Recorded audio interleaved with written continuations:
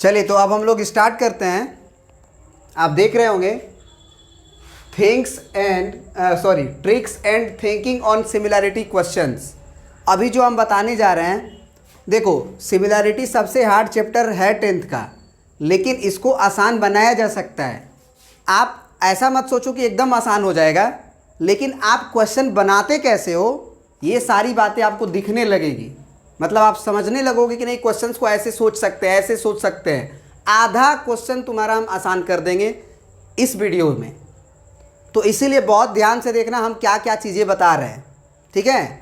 सबसे पहली बात कि अगर तुम्हें कहीं भी ट्रायंगल ए बी सी अगर लिख दिया similar, triangle D E F कह दिया कि चाहे आपको ये कह दिया कि प्रूफ करो, चाहे आपको ये कह दिया मतलब ये प्रूफ करो कह दिया, या फिर ये दिया हो मतलब ये दिया गया हो कि ये दिया गया है, तो क्या क्या इन्फ्लुएंसेस तुम निकाल सकते हो। सबसे पहले इसको ध्यान दो। अगर तुम्हें ये प्रूफ करना है चाहे ये दिया गया हो, हम दो बातें इसमें से निकाल सकते हैं। एक चीज़ याद रखना है, कॉरस्पॉन्डिंग। कभी भी ये चीज़ लिखा होगा तो ये ऑर्डर सही लिखा गया होगा। याद रखना, अगर कभी भी ये लिखा गया होगा तो ये ऑर्डर सही लिखा गया होगा। तो तुरंत तुम क्या करना कि दो फिगर बना लेना, छोटा छोटा प्यारा सा। एक ठो बना लेना ऐसे, एक ठो बना लेना थोड़ा सा बड़ा या उसी के बराबर, कोई दिक्कत नहीं है, कोई देखने नहीं जा रहा है। ये सोचने का बस तरीका है। एक ABC बना लेना, एक DEF बना लेना, एकदम बराबर बराबर पे, टेढ़ा टूढ़ा मत बनाना। इसका बगल में A, यहाँ पे देखो जैसे ही सिमिलर लिखा तो A और D एकदम एक पेयर में आना चाहिए, दिखना चाहिए कि A और D कॉरस्पॉन्डिंग है। फिर एंगल B एंगल E के कॉरस्पॉन्डिंग है और एंगल C एंगल F के कॉरस्पॉन्डिंग है। समझ रहे बात को। तो अगर जैसे ही क्वेश्चन तुमको दिया जाए, भले ही एक ही फिगर में देखोगे, आप क्वेश्चन जब बनाओगे तो देखोगे कि बहुत सारा फिगर एक ही फिगर में रहेगा, तो उसमें फिगर को देखने में, ऑब्जर्व करने में दिक्कत होती है। तुम क्या करना, अलग ट्रायंगल बना लेना, दो ठो जो तुमको दिया गया है चाहे प्रूफ करना है। उससे हेल्प क्या हो जाएगा, तुमको सीधा आंख से दिखाई दे देगा कि तुम्हें करना क्या है। अगर सिमिलर प्रूफ करना है तो तुम्हें एंगल ए को एंगल डी के ही बराबर करना होगा। कभी भी एंगल ए जो है एंगल ई के बराबर नहीं होने वाला है, एंगल ए एंगल एफ के बराबर नहीं होने वाला है। हाँ, ये अलग बात है कि अगर इक्वालेटरल ट्रायंगल हो गया तो बात अलग है, आइसोसेलेस ट्रायंगल हो गया तो बात अलग है, लेकिन in general angle A angle D के ही बराबर होगा। तो इससे क्या हेल्प मिल जाएगा तुम्हें कि हमें एंगल ए एंगल डी को बराबर प्रूफ करना है, तो हम अपना फोकस्ड जो है करेंगे एंगल ए और एंगल डी में कि क्या हम इसे बराबर कर सकते हैं क्या, या क्या हमें ये दिया गया है क्या, या कोई ज्योमेट्री से हम ये काम कर सकते हैं क्या। उसी तरह से एंगल बी एंगल ई के बराबर होगा, तो कभी भी तुम्हारे दिमाग में ये नहीं जाएगा कि एंगल बी को एफ के बराबर भी देखते हैं बराबर है कि नहीं।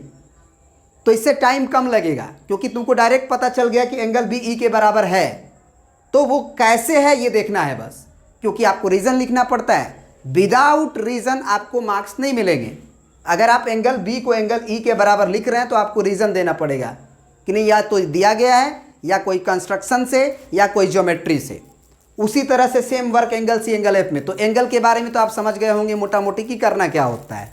अब रेशियो के बारे में आते हैं, क्योंकि ये सिमिलरिटी है, कॉन्ग्रुएंसी नहीं है कि एक साइड इस साइड के बराबर होगा, सिमिलरिटी है। तो सिमिलरिटी में क्या होती है, सिमिलरिटी में क्या होती है कि साइड्स का रेशियो, और वो भी कॉरस्पॉन्डिंग। तो बाबू कॉरस्पॉन्डिंग देखने में बड़ी दिक्कत होती है, उस दिक्कत को बहुत आसानी से दूर कर सकते हो। अगर तुम्हें प्रूफ करना हो दिया हो, या डायरेक्ट ये दिया गया हो ये दिया गया हो, उसके लिए आपको कहना है कि पहला दूसरा, फर्स्ट और सेकेंड नंबर, पहला number second number third number, उधर भी पहला number second number third number. अगर तुम ए बी लिए हो तो ए बी का रेशियो उधर किससे के साथ लोगे, ई एफ के साथ कभी नहीं लेंगे, पहला दूसरा के साथ ही लेंगे। तो फिगर में जाने की जरूरत ही नहीं है, तुम्हें फिगर में देखने की जरूरत ही नहीं है। यही से तुम कहोगे कि पहला दूसरा लेंगे तो इधर भी पहला दूसरा लेंगे। और अगर BC लिए हैं तो उधर क्या लेंगे, दूसरा तीसरा लिए तो इधर दूसरा तीसरा कौन होगा, EF। फिगर में जाने की जरूरत ही नहीं है, क्योंकि फिगर आपको देगा कॉम्प्लिकेटेड कंफ्यूज हो जाओगे। पता ही नहीं चलेगा कि किसका रेशियो किसके साथ लें, कौन कौन ट्रायंगल सिमिलर है। तो अब AC का रेशियो अगर पहला तीसरा लिए हैं, मान के चलो पहला तीसरा, बीच वाला छोड़े हैं तो इधर भी बीच वाला छोड़ो, DF लोगे। क्या ये बात समझ में आई? तो एक थिंकिंग ये था कि अगर ये इंफॉर्मेशन दिया गया हो तो तुम ये सोच लो, ये दो चीज़ें तुम खुद से लिख सकते हो बिना फिगर को देखे हुए। कैसे?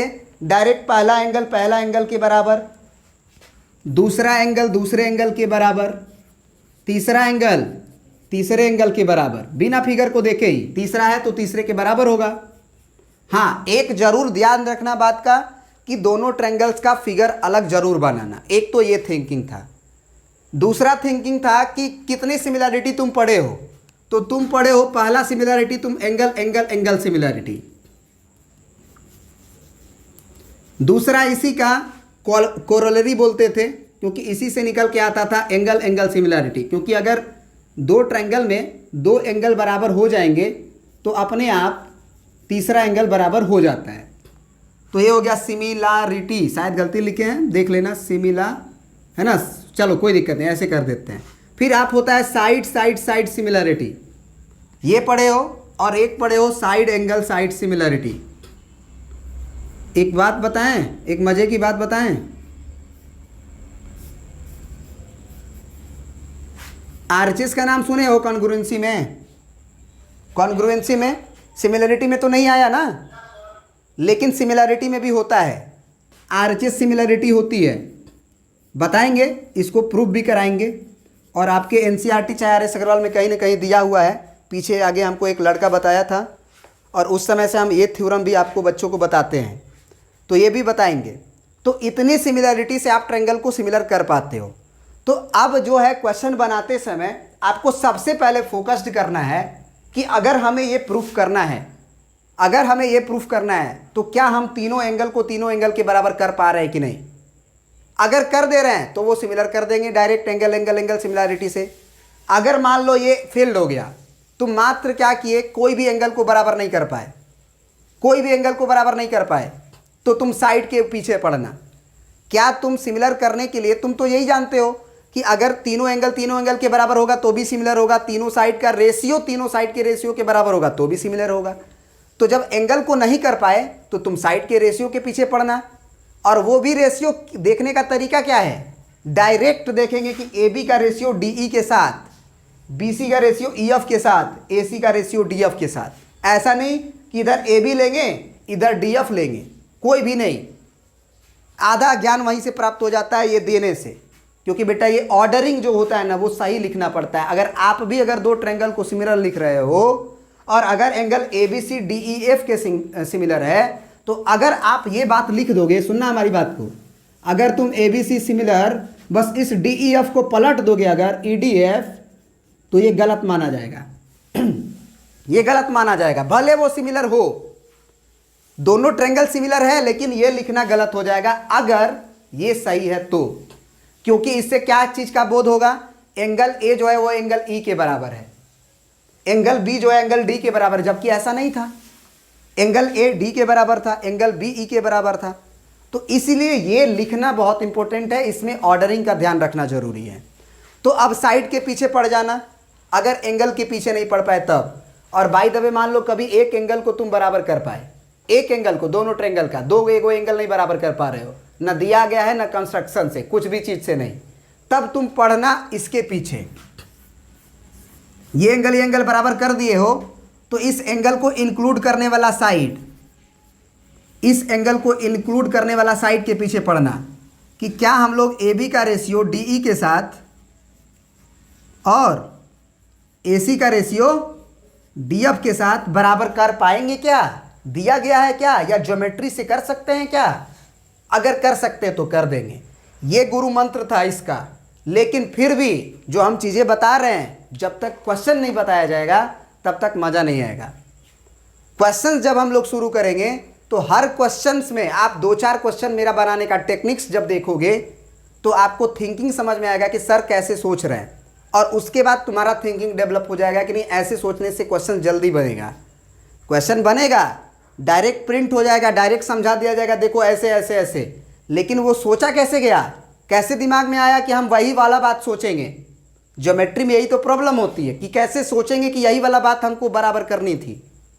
तो क्वेश्चन बनाते समय तो हमको देखना, हम कोई भी चीज़ रटते वटते नहीं, न रटवाते हैं।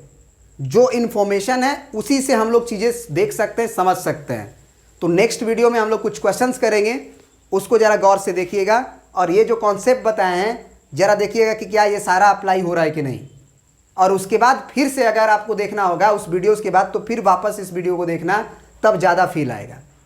ओके, तो इस वीडियो में इतना ही रहेगा। Thank you.